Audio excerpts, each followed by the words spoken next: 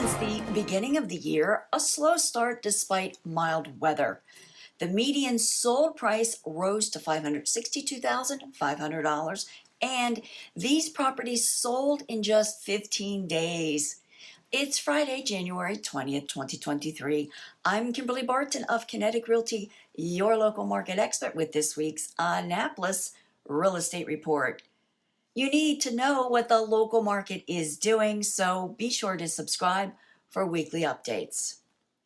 Data indicates the Annapolis market values should continue to stay steady despite talk of falling home prices in many other areas. Homes for sale are at 100, which is still a severe shortage of inventory for potential demand. Only 8 new listings hit the market since my last report. 10 homes are coming on the market. 13 went under contract.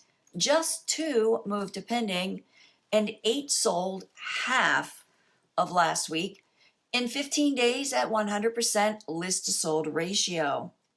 The highest priced home to sell this past week was in the Village Greens for $600,035.